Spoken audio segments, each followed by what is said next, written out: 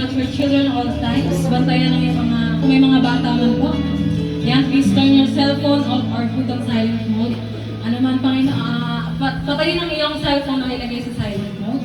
At iwasan ang maingay at mag-usap sa panambahan na to. At ang pinakahuli ay manatili sa pag-focus at magdadasal sa ating panambahan. Kaya tayo yung manalangin. Yes, Heavenly Father, Lord, we thank you, Panginoon, sa araw na to, Panginoon, na pinagkatipon mo ang iyong mga anak, Panginoon, na may kagalakan at kasiyahan sa araw na to, O God. Maraming salamat, Panginoon, dahil patuloy mo kami, Panginoon, ginagabayan, Panginoon, sa lahat ng oras, Lord, at Panginoon, na patuloy mo kami iniingatan sa araw na to, O God. Maraming salamat, dinadalangin namin, Panginoon, sa mga wala pa, sa aming mga kapatid. Patuloy mo silang ingatan, Panginoon, sa makasama namin sila, Panginoon, sa pag-aawitan at pagsasayaw, Panginoon, sa araw na ito, God. At Panginoon, dinadalangin namin, Lord, ang araw na ito ay para sa iyo at may bigay namin the best sa papuri sa iyo, Panginoon. At Panginoon, dinadalangin namin, Lord, sa mag-aayag ng iyong banal na salita, itago mo lamang sa iyong likuran, Panginoon, at ikaw ang maihayag mo may katotohanan at maipim mo, Panginoon, sa mga kapatiran ang katotohanan at maisabuhay ng bawat isa, Panginoon. At makita sa kanilang buhay, O God. Maraming salamat, Panginoon. Patuloy ka namin itinataas at tinatakilan sa araw na to. In Jesus' name we pray. Amen and amen.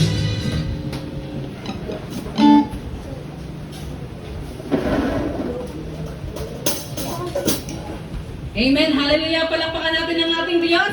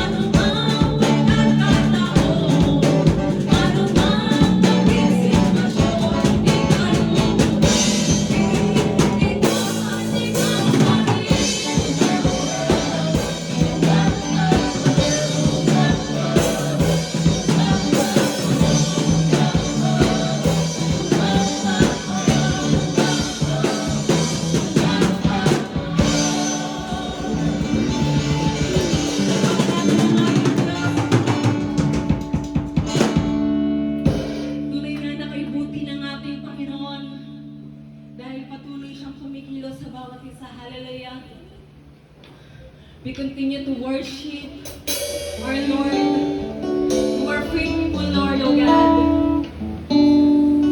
Panginoon, patuloy ka naming aawitan.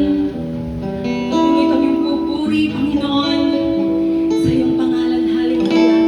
Puri ng katapatan mo ay hindi nagmamalib kailanman. Hallelujah. Yes, Lord.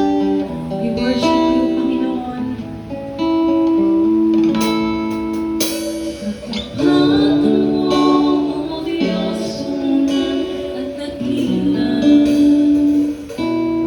Ang pag-ibig mo'y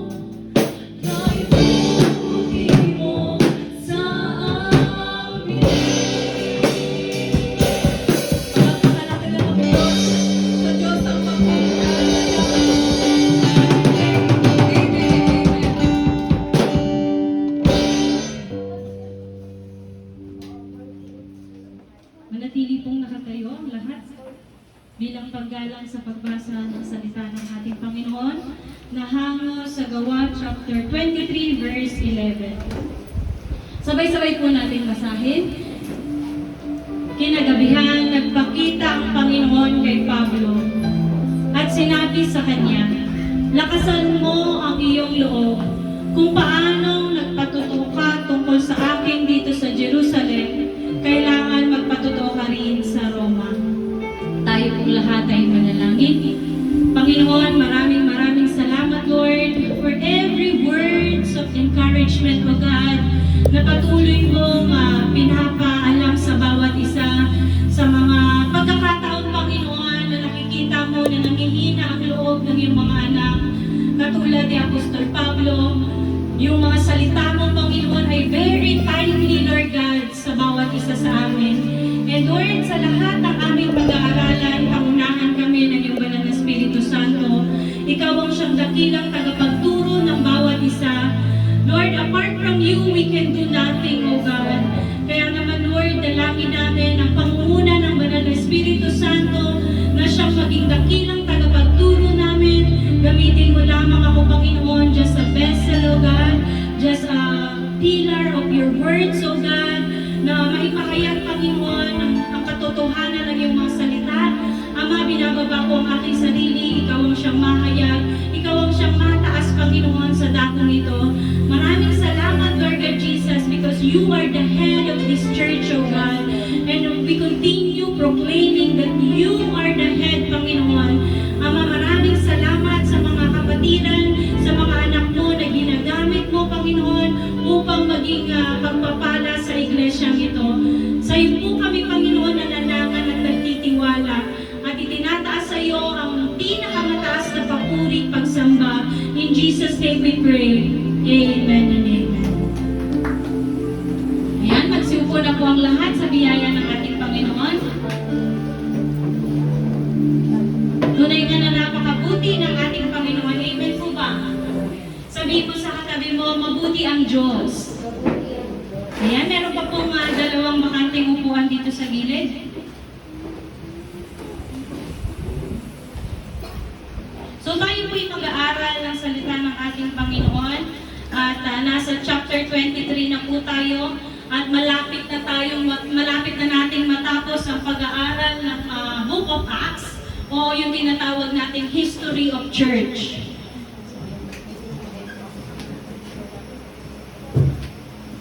Ayan, praise, sound check. So, pag-aralan po natin, last week, yung ating pong natutunan, the defense against trials of faith. So, darating talaga ang pagkakataon na susubukin ang pananampalataya. Maging si Apostol Pablo na patuloy na sinusubok yung pananampalataya niya sa Panginoon. Pero sabi niya nga, no, maging sa kamatayan siya'y handa. Amen? Alang-alang sa salita o maipahayag ang katotohanan ng salita ng ating Panginoon. So, ayun po yung napag-aralan natin last week. Una, God's favor to be heard by opponents. The Lord always opens doors. Amen? Siya'y laging nagbubukas ng pinto para pakinggan ang kanyang mga lingkod at may pangaral ang katotohanan. Pangalawa, God's goodness despite of the past.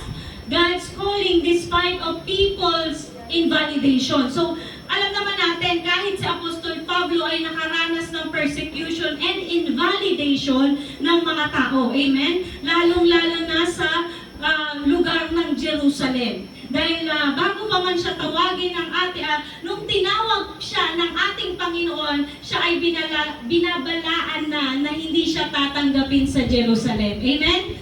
So, meron talaga mga certain people na hindi talaga tinatanggap ang calling natin. But sabi mo sa katabi mo, that's okay. Because hindi sila ang tumawag, kundi ang Panginoon. So, sabi dito, God's wisdom in the midst of trials. And ito po ay laging ginagawa ng ating Panginoon. Siya po ay laging nagpo-provide ng karunungan kapag ang tao ay dumadaan sa pagsubok. Amen po ba? There is always wisdom from the Lord. Not ours, but from the Lord. So, pag-aralan natin, balik tanaw lang sa chapter 22. When the Lord has given Paul the opportunity to speak he addressed them, yung mga kanyang audience, no? Noong time na yon, Pariseo, mga Saduseo, sabi dito, at mga Hudyo, mga magulang, at meron din pang mga Romano. Sabi dito, mga magulang at mga kapatid, pakinggan ninyo ang sasabihin ko bilang pagtatanggol sa aking sarili. So kaya naman yung title natin last week is The Defense Against Trials of Faith. So nang marinig nila na nagsasalita na si Pablo sa wikang Hebreo, Aramaic, si Pablo po, sila ay nanahimik. So sabi dito, at sinalaysay ni Pablo kung sino siya, at ang kanyang gurong si Gamaliel, yung kanyang credential. Kasi bakit mahalaga yon? Kasi itong mga Hudyo ay nagpaparatang ng maling paratang kay Apostol Pablo. Kaya siya ay nililitis. So, pero dito makita natin, no, siya ay hinatulan bago litisin, na which is naging advantage ni Apostol Pablo bilang isang Romano. So, sabi dito, mahigpit siyang tinuruan ng kautusan at masugid siyang tagasunod ng ating Panginoon. So, malinaw na sinabi na siya ay tagasunod ng ating Panginoon at hindi ng tao. Kaya naman, sa chapter 23, siya ay sasabihin niyang clear conscience siya. Confident siyang sabihin na malinaw ang kanyang konsensya o mabuti ang kanyang konsensya dahil wala siyang ginawang kasalanan para hatulan. So sabi dito, inusig at pinatay niya, pero nag-background checking siya ng kanyang buhay. He was not ashamed yung kanyang past. Sabi mo sa Katalog, hindi niya kinahiya yung past niya. So dito, sabi niya dito, inusig niya at pinatay ang iglesia o yung tinatawag na daan at may makapagpapatutuo nito at ang mga pinunong pari, maging ang high priest at matatandang pinuno ng bayan, magpapatutuo na si Apostol Pablo ay taliwas dati sa daan. Ngayon, siya ay sumusunod na sa daan. Kaya dito sabi dito, sinalaysay ni Pablo kung paano niya na-encounter ang Panginoong Hesus at kung paano siya nabulag at inutusan ng Diyos na si Ananias na pumunta sa kanya para pahayagan siya at pagalingin ang kanyang pagkabulag. So lahat ng ito'y may nakasaksi. So yung pagpaparatang kay Apostol Pablo ay walang katotohanan. Pero lahat ng sinasabi ni Apostol Pablo ay meron siyang ebidensya na tama yung kanyang sinasabi o pinapahayag. So sabi dito, sinalaysay din ni Pablo yung pagpabalik niya sa Jerusalem kahit na alam natin na maraming hadlang para siya ay bumalik sa Jerusalem. Pero hindi nagpatinag si Apostol Pablo na makapunta sa Jerusalem. And sabi pa dito ng Panginoon na siya ay susuguin. Saan? Sa mga hintil. Kaya doon naggalit. Yan po yung pinagmumulan ng galit ng mga Hudyo na ito.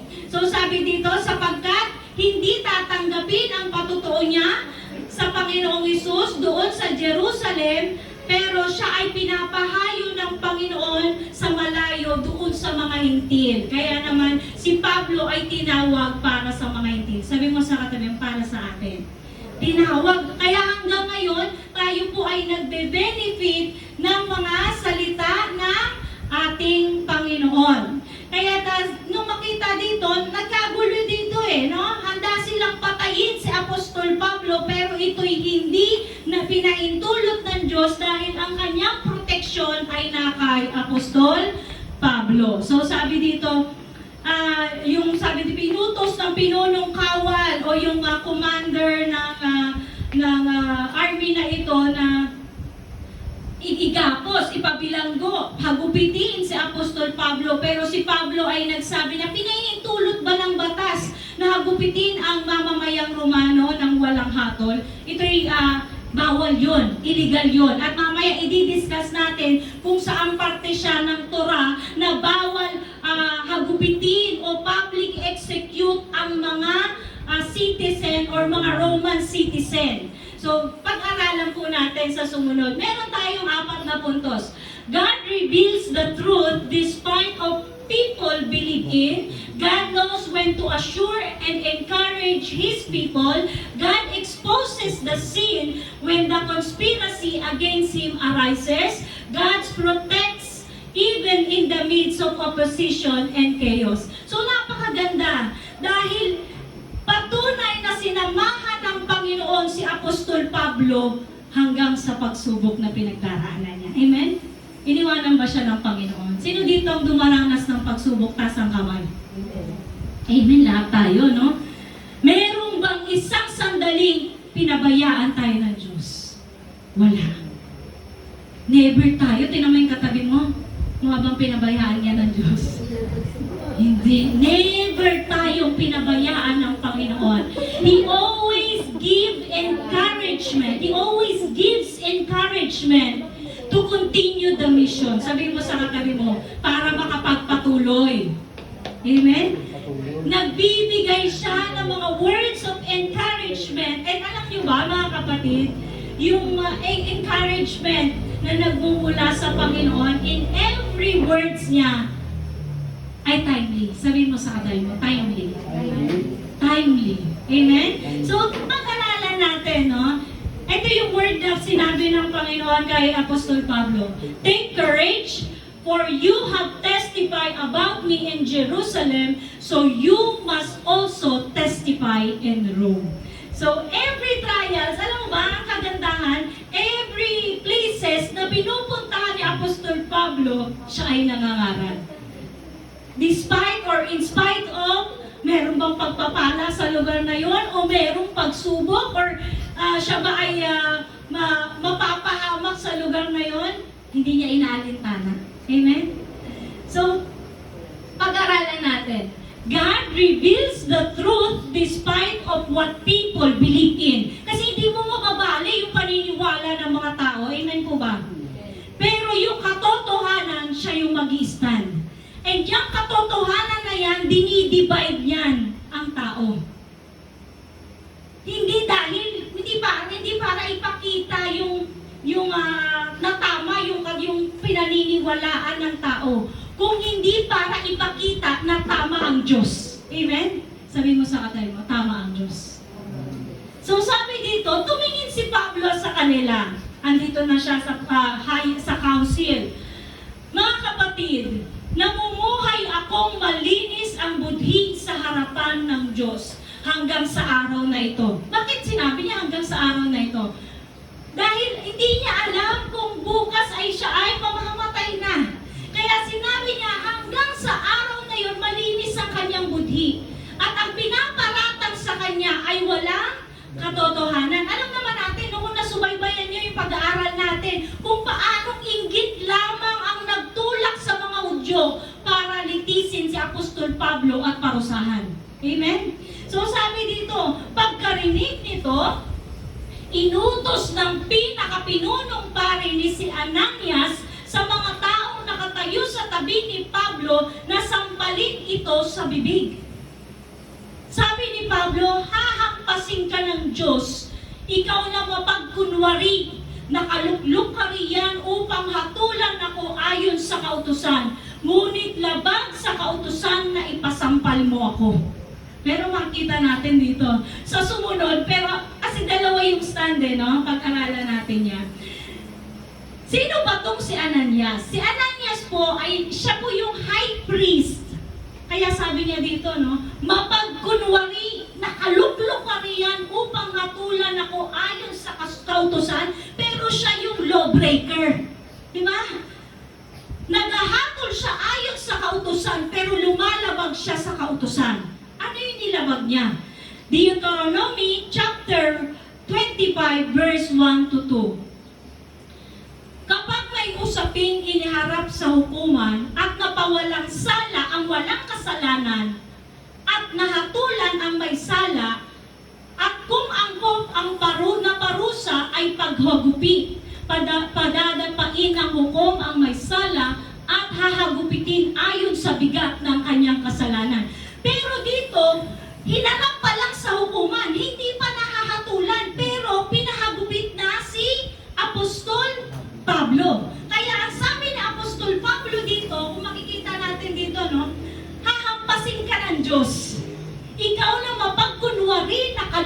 ka riyan upang hatulan ako ayon sa kautusan, ngunit labag sa kautusan na ipasampal mo ko. Diba? Si Ananias po, siya po ay notoriously, pag sinabing notoriously, kilala bilang lumalabag sa kautusan. Siya po ay deeply corrupt. According to the ancient historian, siya po ay greedy. Ninanakaw niya yung mga tithes na belong dun sa mga priest. At ginagamit niya ang kanyang kapangyarihan para mag-promote ng violence. Ayun po si Ananias. At kilala siya ni Apostol Pablo. Amen po ba? Kaya naman, yung hypocrisy na ginawa dito ni Ananias, na yung utusan niya, no, yung mga tao na sampalin si Apostol Pablo, ay labag sa kautusan. Matalino si Apostol Pablo. Alam niya yung kautusan. Aral siya sa kautusan. Kaya napakatalino ng Diyos para gamitin si Apostol Pablo. Amen? Alam ng Diyos na kayang ipagtanggol ni Apostol Pablo ang kanyang sarili sa harapan ng council. Amen po ba? Kung tayo yun. Yumok talaga tayo. Pero may katabi mo, iharap tayo sa hukuman. Kaya ba natin mag-stand sa pananampalataya natin? No. Hindi natin kaya. Pero ang Diyos kaya niya.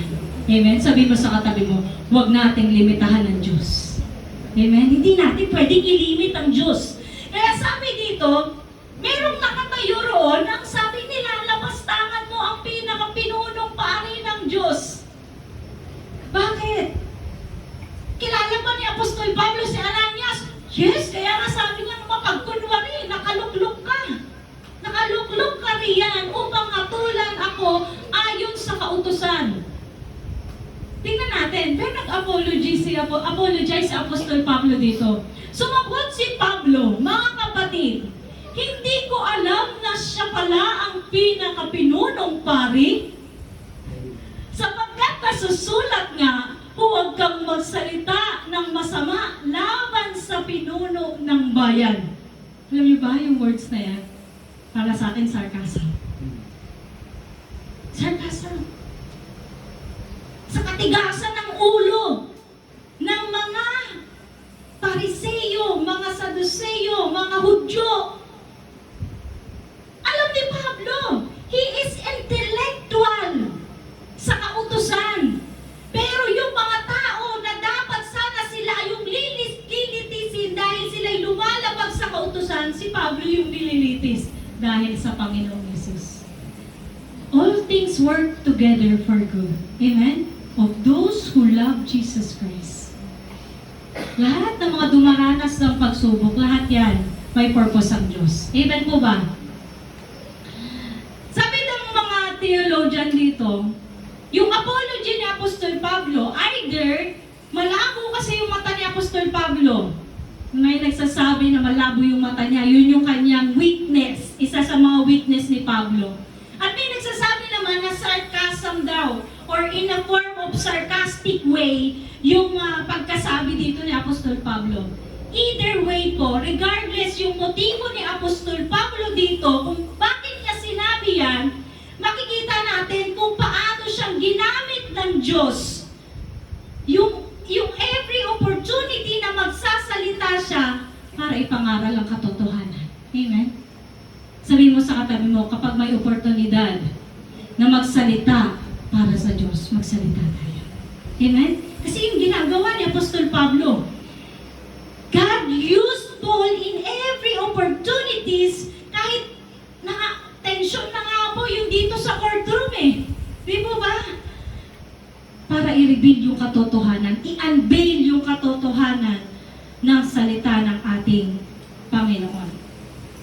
Kaya sabi dito, nang makita ni Pablo na may Saduseyo at mga Pariseyo sa kapulungan, sinabi niya ng malakas, mga kapatid, ako'y Pariseyo at anak ng mga Pariseyo. At dahil sa pag-asa kong muling bumabubuhay ang mga patay, kaya ako nililitis ngayon. Talino, no? Bakit? Bakit sinabi kong matalino? Kasi nga divided, kahit sila Israelita, mga Hudyo, divided din po yung paniniwala nila. Ano yung paniniwala ng Pariseo? Bakit sila ngayon nagtalo-talo? At ang Saduceo, yung itong mga nasa kapulungan ito, sapagkat naniniwala ang Saduceo na hindi na muling mabubuhay ang mga patay at walang anghel o espiritu. Ayan yung paniniwala ng mga Saduceo. Ano naman yung paniniwala ng mga Pariseo? Kaya yung address ni Paul dito, makita nyo, no? Mga kapatid, ako'y Pariseo at anak ng Pariseo. Alam niya na mayroong Pharisees na magtatanggol sa kanya. Dahil alam niya naman itong mga Saduceo, ito mga ipokrito. Amen?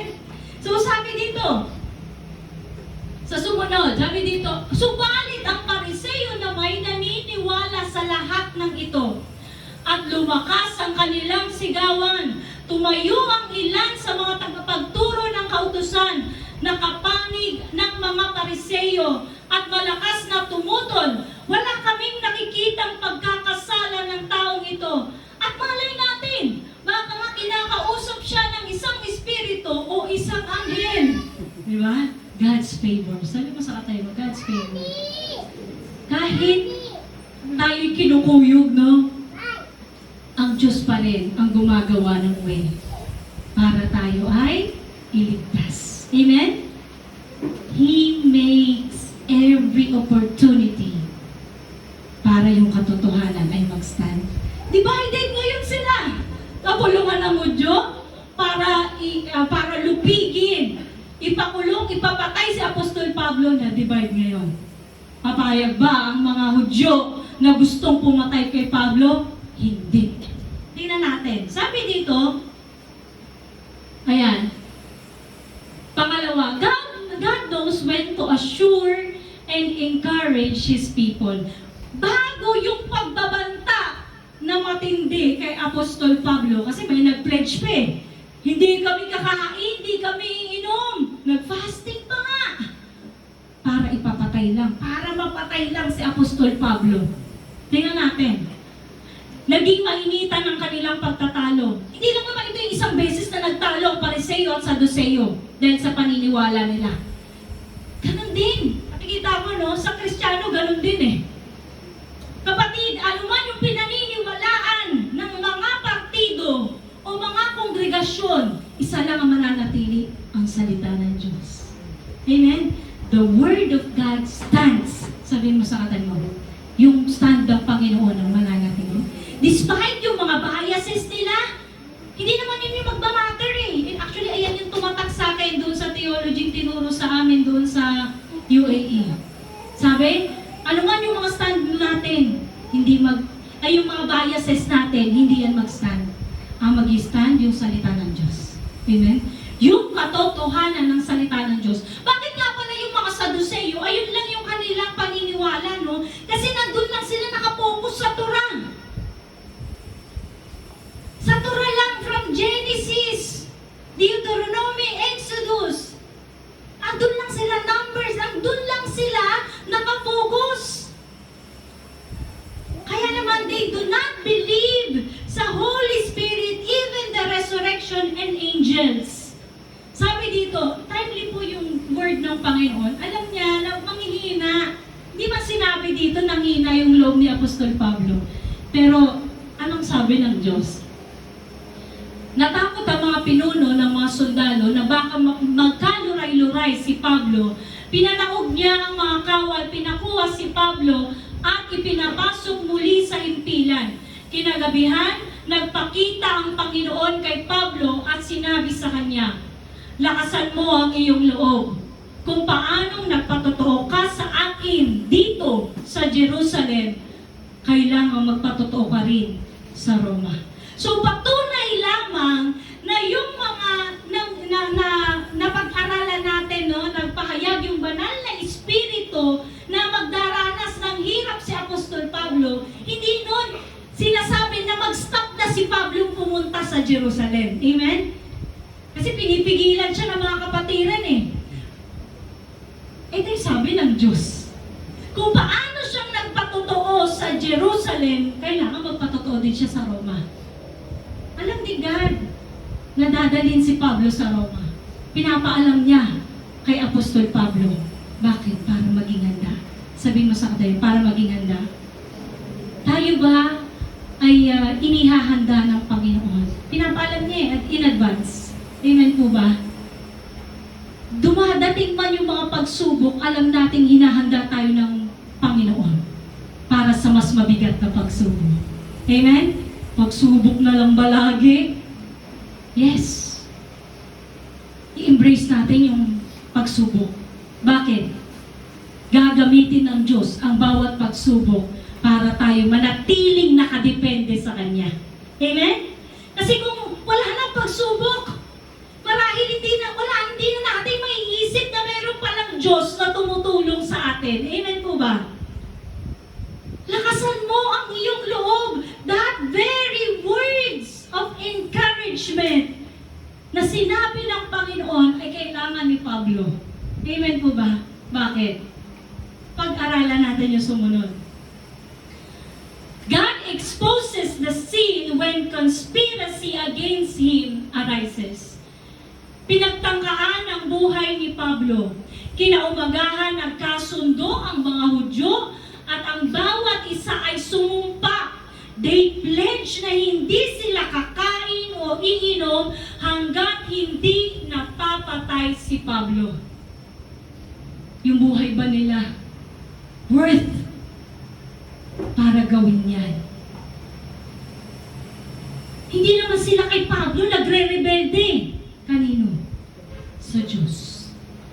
At ganyan na talaga yung karakter ng mga Israelita, even in the Old Testament. Walang nagbago unless they repent and turn to God. Amen? Mahigit na 40 lalaki ang nanumpa ng ganon, 40 plus. Pumunta sila sa punong pari at sa matatandang pinuno ng bayan at sinabi nila, kami ay susumpang hindi kakain at hindi iinom hanggat hindi namin napapatay si Pablo. Kaya hinihilingin ninyo na liningin ninyo at ang kataas-taasang kapulungan ng mga Hudyo sa pinuno ng mga sundalo na dalhin muli rito si Pablo. Idahilan ninyong sisiyasatin ninyong mabuti ang kanyang kaso at sa daan pa lamang ay papatayin na namin siya. Tingnan mo nga. Grabe yung threat kay Pablo, no? Pero tingnan natin yung gagawin ng Diyos. Sumunod. Ang balak na ito'y nalaman ng lalaking anak ng kapatid na babae ni Pablo. Actually, kung titignan ninyo at hahalugugin ninyo ang family tree ni Apostol Pablo, wala kayong makita. Bakit? Sabi ng mga scholar, tinakwil siya. Ito lang yung merong pala na siya ay may pamilya. Amen? Sabi mo sa katayo mo, ito lang, itong verse na to. Na mayroon siyang pamangkin na nagmalasakit sa kanya at ginamit ng Diyos para siya ay tulungan. At merong kapatid palang babae si Apostol Pablo. Ito lang po, yung tala sa Biblia patungkol sa pamilya or family background ni Apostol Pablo. Kaya nagpunta ito sa impilan at sinabi kay Pablo ang balak na pagpatay sa kanya. Bakit nakapunta itong pamilya, no? If you are Roman citizen, you have a lot of privileges. Meron kang mga pribileyo na pwede kang dalhan ng pagkain, bisitahin ang mga kamag-anak, pamilya sa kulungan. Kaya isa yun sa blessing ng Panginoon kay Pablo. Tinawag naman ni Pablo, sabi dito, ang isa sa mga kapitan at sinabi, samahan nga po ninyo ang binatilyong ito sa inyong pinuno sapagkat mayroon siyang gustong sabihin. Sinabi naman ng kapitan sa binatilyo, sinamahan naman ng kapitan ang binatilyo sa pinuno ng mga sundalo. Sinabi niya, tinawag po ako ng bilanggong si Pablo. Tingnan mo, hindi niya binanggit na siya ay pamangkin. So sabi niya dito, tinawag po ako ng bilanggong si Pablo at pinasamaan ang binatilyong ito ay yung ano pala yun, yung kawal. Kaya, sapagkat may sasabihin daw siya sa inyo. Hinawakan ng pinuno ang kamay ng binatilyo, dinala sa isang tabi at tinanong, ano ba ang sasabihin mo sa akin? Sumagot siya, pinagkasunduan po ng mga Hudyo na hilingin sa inyo na iharap si Pablo sa kapulungan bukas.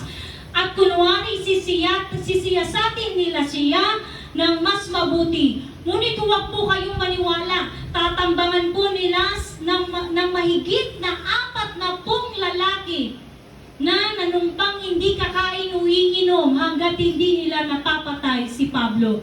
Handang-handa na po sila ngayon at pasya na lamang po ninyo ang hinihintay. Huwag mong sabihin kanino man na ipinaalam mo ito sa akin, sabi ng pinuno ng mga sundalo, at pinauwi niya ang binatilyo.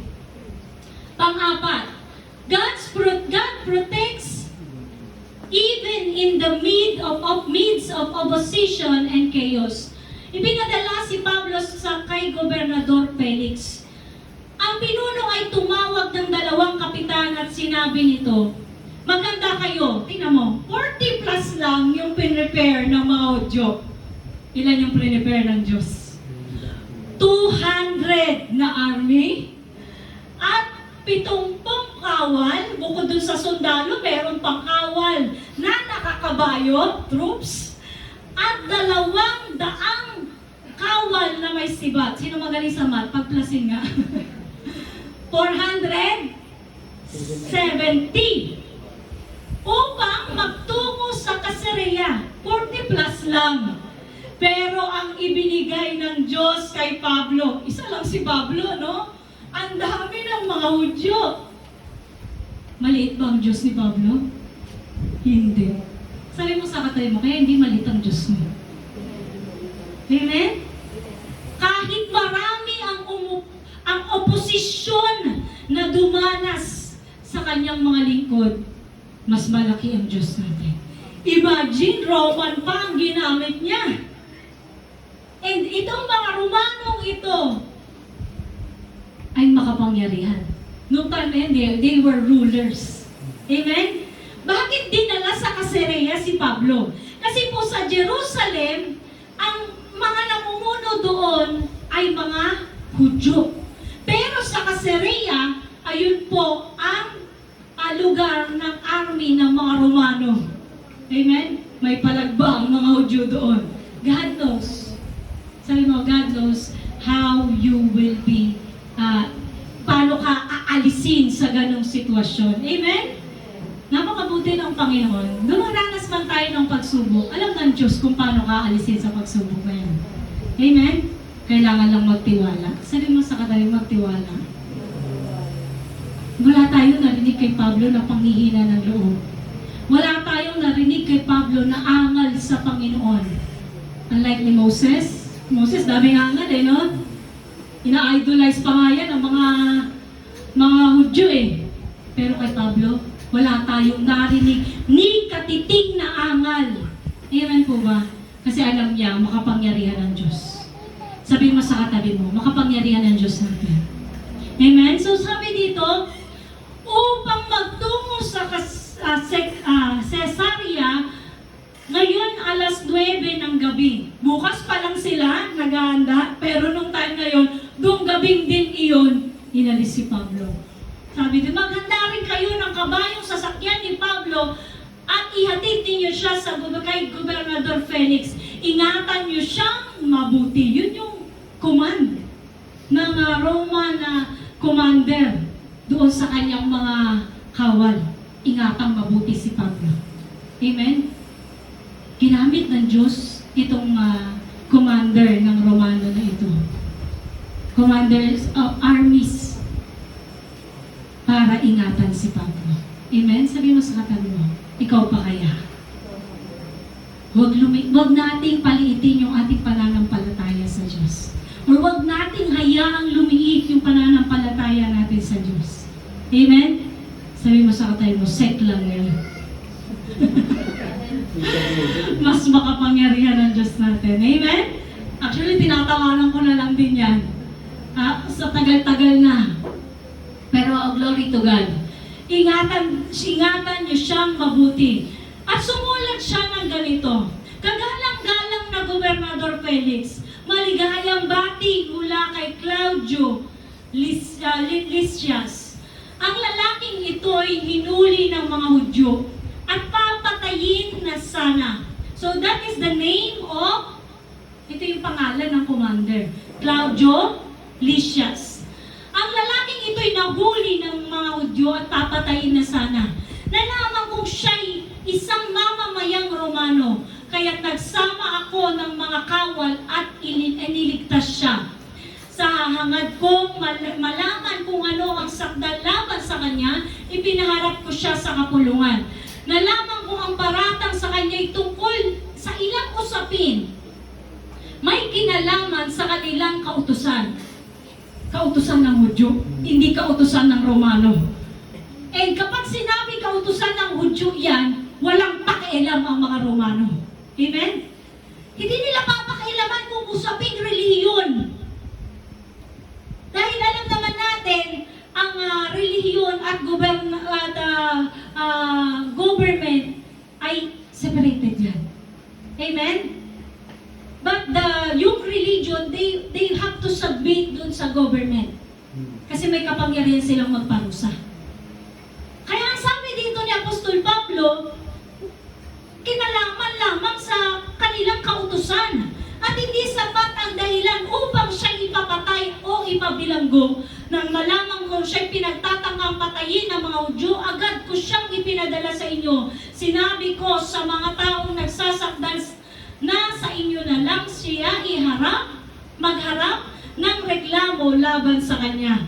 So tingnan natin kung may magagawa yung mga Hudyo diyan. Sinunod naman ng kawal ang utos sa kanila. Kinagabihay, kinuha nila si Pablo at dinala sa Antipatris. Kinabukasan nagbalik na sa himpilan ng mga kawal. At hinayaan ang mga sundalong nakakabayo na magpatuloy sa paglalakbay kasama si Pablo. Pagdating sa Caesarea, iniharap nila si Pablo sa gobernador at ibinigay ang sulat na dala nila. Pagkabasa sa sulat, tinanong ng gobernador kung saang lalawigan siya nagmula. Bakit tinatanong mo saang lalawigan? Kasi napakahalaga po ang lalawigan. Kapag ikaw galing kang Manila, no, may advantage ka kapag mag-a-apply ka. Sabihin natin ikaw ay taga Lasal, taga UP, Diliman. Apply ka, credential mo, tanggap. Diba? Saan ka galing? Dito po kami galing sa may best link. Diba? Bakit mahalaga ang credential? Even in our days, mahalaga yan. Amen po ba? Kaya naman, tinanong ka agad siya dito ng gobernador, saan lalawigan ka nagmula? Sabi dito, siya ay nagmula sa Sicilia. Bakit Sicilia? Kapag sinabing Sicilia, intellectual po ang mga naroon. Matatalino. Amen po ba? Kaya naman sabi dito, ng gobernador, diringgin ko ang kaso mo. Sabi dito, pagdating ng mga nagsasakdal sa iyo at ipinabantay niya si Pablo sa palasyo ng gobernador. Saan pinabantay? Palasyo. Hindi sa kulungan. Pinabantay siya sa palasyo, pero house arrest po yan tawag dyan. Amen? Hindi siya pwedeng lumabas. Ganon kabuti ang Panginoon. Na hanggang ngayon, Panginoon natin. Amen po ba? Ang bilis, no? To be continued. Bitin ba kayo? Alam niyo ba mga kapatid, na itong sulat ni Apostol Pablo, itong sulat ni Lucas, pagtotoo sa buhay ni Apostol Pablo, napapakita na walang maliit o malaking pagsubok na hindi kayang lutasin ng Diyos. Sabi mo sa katabi mo, meron bang maliit o malaking pagsubok na hindi kayang lutasin ng Diyos? Gagamit siya ng mga tao, gagamit siya ng mga paraan resolve yung mga bagay. Amen po ba? Kung hindi pa oras ni Pablo, hindi siya mamamatay. Kahit ilang bugbog na yung pinagdaanan ni Pablo, ganon din sa atin. Even God will use Roman prisoner para bigyan ng pabor si Pablo. And God will use people, even yung mga may kapangyarihan na nasa otoridad, para bigyan ng pabor ang mga anak niya. Thank you, Lord. Hindi dahil sa atin, kundi dahil ganun kabuti ang Panginoon. He is so gracious.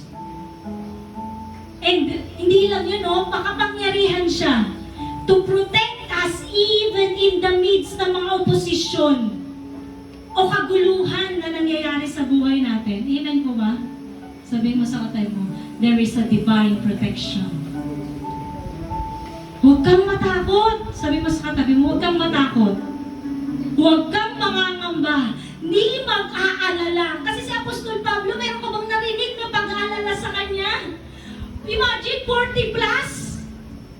Without knowing, yung nakahandang troops para sa kanya, para ipagtanggol siya. Pero kung titignan mo yung numbers ng 40 plus, tapos isa ka lang, matatakot ka. Amen? Pero hindi mo alam yung backup ng Diyos. Amen po ba? Sabi mo sa katabi mo, huwag kang matakot. Makapangyarihan ng Diyos natin. Kung sino man yung mga dumaraan ng pagsubok sa mga oras na to, gaano kadami man niyang kapatid, makapangyarihan ng Diyos natin. Amen? Tayo pong lahat ay tumayo sa biyaya ng Panginoon. God is so powerful. He always reminds us, He always encourages us to continue our mission. Sabihin mo sa katabi mo, continue your mission. Magpatuloy hanggang wakas. Huwag papatinag maging sa pagsubok, anumang pagsubok, gaano mang kabigat, gaano mang oposisyon, gaano mang karami yung invalidation na matanggap natin. The very Word of God will give us encouragement. Amen? Amen. Let us all pray. Heavenly Father, thank you so much sa words of encouragement, sa buhay ni Apostol Pablo na ginamit mo, Panginoon, in the early church upang sila, Panginoon, ay makakilala, maging matatag sa pananampalataya, maging, Lord, tumayo even sa mga taong opposed or against Him sa pananampalataya sa iyo, Panginoon. Lord, dalangin ko nawa kung meron mang against sa pananampalataya namin, Panginoon. Lord, I pray in your powerful name of Jesus, ikaw po ang mag-intervene. We ask for your intervention. We humbly ask for your intervention, O God, because we know that you're powerful. Kung paanong alam at pinanindigan ni Pablo na ikaw'y makapangyarihan, kami naninindigan hanggang wakas, na hindi po matitinag ang aming pananampalataya sapagkat makapangyarihan ka. Ilang oposisyon man ang dumaan sa aming buhay, hindi kami matitinag sapagkat ang Diyos namin ay makapangyarihan sa lahat. Ang katotohanan ng iyong mga salita, ang siyang aming itinataas sa dakong ito, wala na pong iba. Ama, dalangin ko nawa sa mga kapatid kong ito, kung paano mong pinalalakas sa mga anak mo in the early church, maging si Pablo.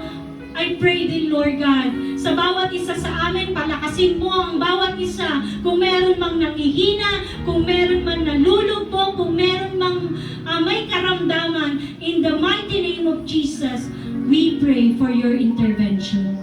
I pray, O God, for your intervention. Thank you so much, Lord, dahil alam namin, you are faithful. You are so faithful sa buhay namin. Ito po ang dahilan kaya kami narito. Nakataas, nagpupuri, nakataas ang aming kamay at nagpupuri sa iyo. Sa iyo po ang pinakamataas na papuri at parangal. In Jesus' name we pray. Amen and amen.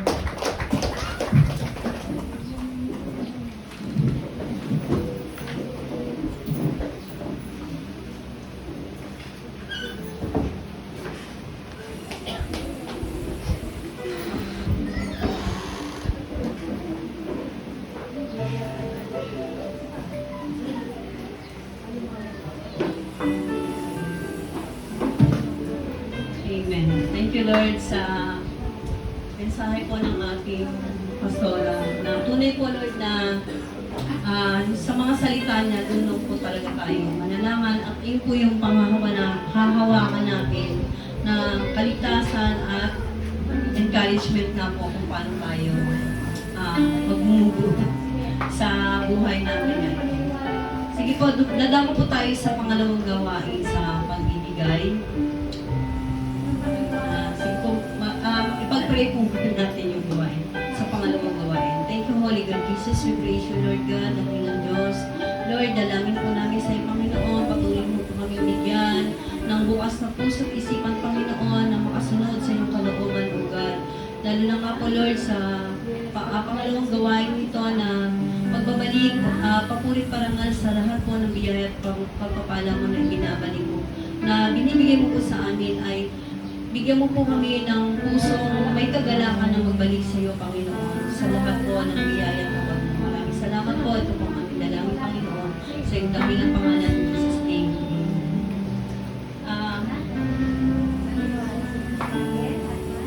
Actually, ang sa pagbibigay po is it's an act of obedience po natin yan na kung talaga pong sa pagkakilala po natin sa ating Panginoon na tunay na siya yung magbibigay ng pagpapala. Sa pagbibigay po natin ng sa gawain ito, sa pangalawang gawain na alam naman po natin na kung ano man po yung may pagkakaloob natin is magagamit po yan para sa ikabubuti at ikalalawak po ng ating panambahan para po patuloy na makayag yung kabutihan po ng ating actually, medyo hindi po ako kasi wala po ako sa hindi makapagbasa. Pero ito po yung binigay sa akin sa 2 Corinto 8. Sabi po dito, hindi kaila sa inyo ang kagandahang loob ni Kristo na kahit mayaman ay naging dukha upang maging mayaman tayo sa pamamagitan ng kanyang pagiging dukha. Kumbaga, kung si Kristo po is tinanggap niya yung pagiging dukha, kumbaga naging dukha, kahit siya po yung ating Panginoon, is para po sumagana tayo. Sabi rin din po dito sa 2 Corinto 9:8, magagawa ng Diyos na pasaganahin kayo sa lahat ng bagay at higit sa inyong pangangailangan upang sumagana kayo para sa mabubuting gawa tulad ng nasusulat, siya ay masagalang nagbibigay para sa mga dukha at ang kanyang kabutihan ay walang hanggan. Kumbaga, yung pong pagiging pagsunod po natin dyan sa mga utos na sa pagbibigay is si Lord po talaga yung nakakilala. Siya yung magbibigay ng masaganang pagpapala sa atin, sa lahat po ng ating pangangailangan.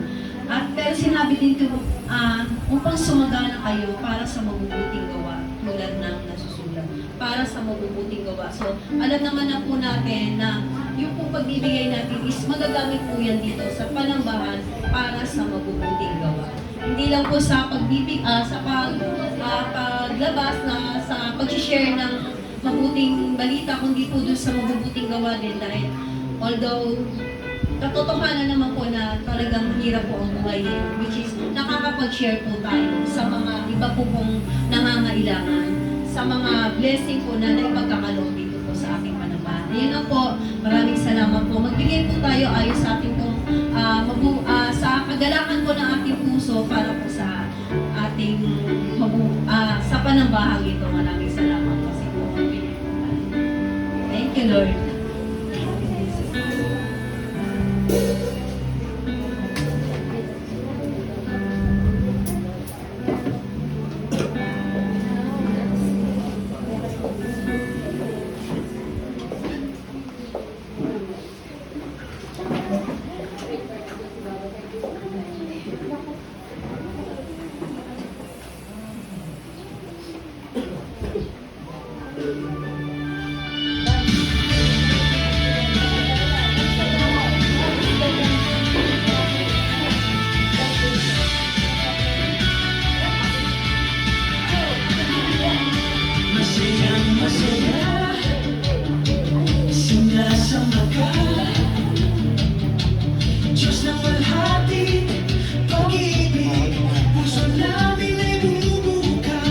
Tulad ng bulaklak sa init, alisin mo ang dilim ng sa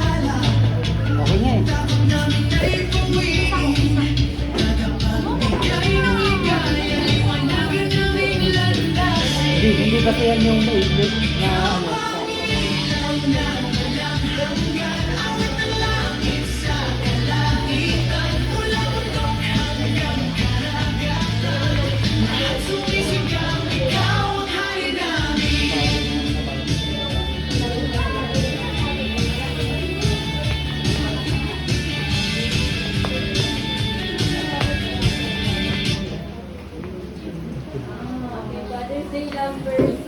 Ayan, inayayaan ko po ang mga...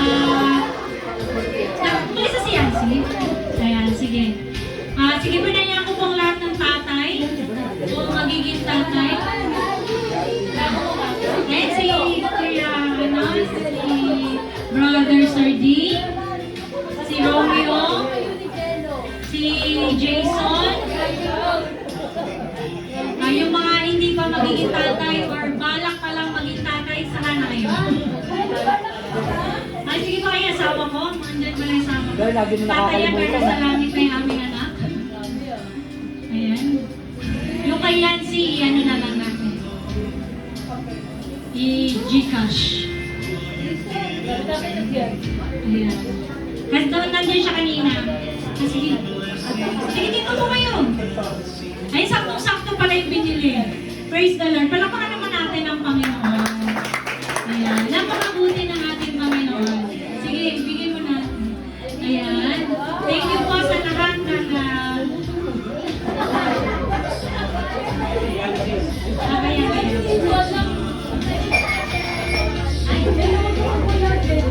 Ayan, sige po, ituon po natin ang ating mga kamay para sa mga ama ng tahanan na patuloy na ginagamit ng Diyos para maging pagpapala sa loob ng tahanan at pag-pray po natin sila. Panginoong Yesus, maraming salamat sa mga pinahintulot mo maging ama ng tahanan. Panginoon, nagpapahintulot mo pa. Dalangin ko na Wonder God Jesus, ikaw po ang magpala sa kanilang mga buhay at magkaloob sa kanila, Panginoon, ng kalakasan. Iba yung kalakasan sa paghahanap buhay, Panginoon, upang masustentuhan ang kanilang mga anak, masuportahan ang kanilang asawa, Panginoon, mabigay, Panginoon, yung nais mo para sa kanilang pamilya. Dalangin ko po, Panginoon, ikaw po ang patuloy na mag-comfort sa kanila, sa kabila ng kanilang kahinaan, sa kabila, Panginoon, na dumaraan sila ng mga pagsubok, O God, ikaw po ang nakakalam nito. Kaya sa iyong mga kamay po namin pinagkakatiwala ang mga ama ng tahanan sa iyong iglesia.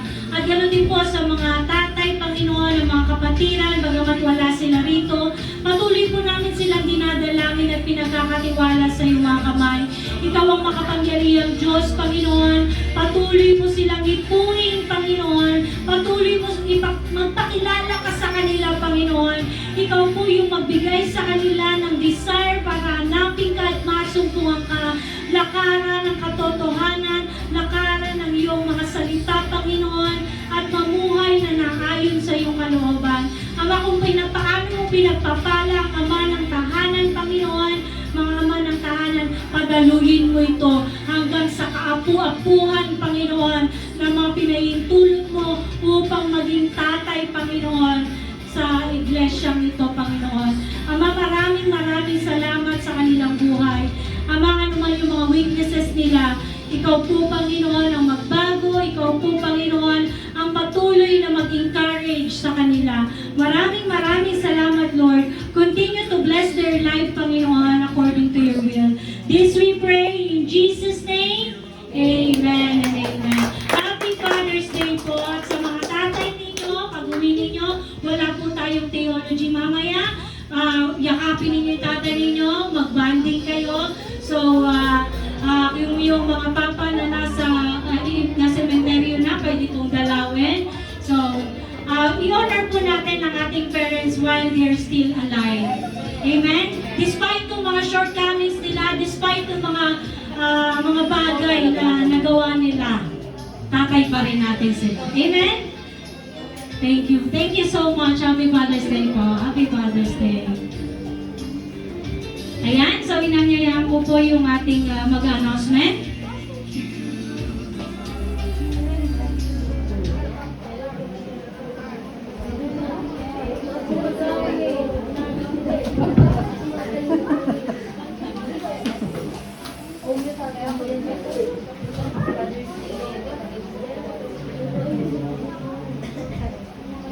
announcement po. June 28, worship lead po si Serena Rin, Dance and Offering, Earl Eban, and then announcement and closing prayer, Angelo po. Please continue to invite your kids to church every Sunday. Youth Bible study every Saturday at 8 a.m. to 9:30 a.m. Dance ministry practice right after Youth Bible study. Music team practice every Saturday. They also hold the Bible study and fellowship once a week.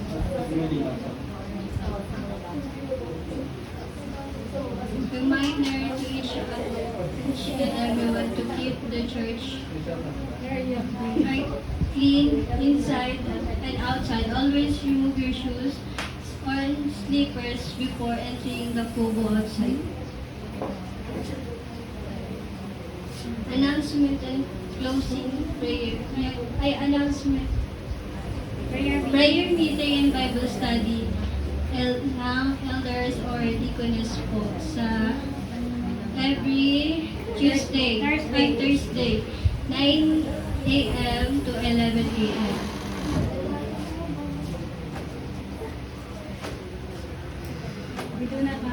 We do not have advanced theology today. Yes, Lord. Thank you, Lord God, sa araw na to, Lord, na kami po ay napadako, Lord, sa panamang ito. Salamat, Lord, sa mga blessing, Lord, na pinagkakalagong sa amin, Lord God. Nawa, Lord God, tulungan niyo po kami makasurvive sa mga problem at sa hamon ng buhay. Ingatan gabay niyo po ang bawat isa. In Jesus' name, amen.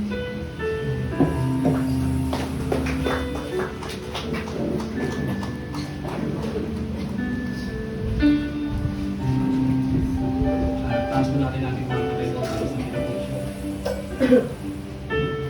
Lord, maraming po salamat sa umaga po ito sa natapos po namin magtagumpay na gawain. Lord, nagpapasalamat po kami sa na pakinggan po namin ngayong araw. Lord, alam po namin na dahil po ang makapangyarihan Diyos po namin na lagi po nakagabay po sa amin. Maraming po salamat po. Pero din po Lord God, nagpapasalamat po kami sa lahat ng kapatiran na nandito po ngayon sa iyong panambahan. Lord, nawa sa darating na susunod na linggo ay sama-sama pa rin po kami magpuri at magpasalamat po sa iyo. Maraming po salamat. Pagdating po natin lahat na may pananampalataya, kagalakan, pag-ibig at pag-asa. Ang biyaya na nagmumula sa ating Panginoon. The Lord bless you and keep you.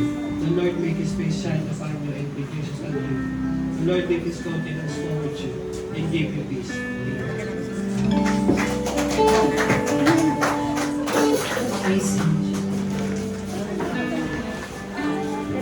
Are we blessed?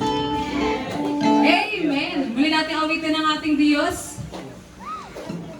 Bago tayo uwi sa ating kanya-kanyang tahanan. Hallelujah!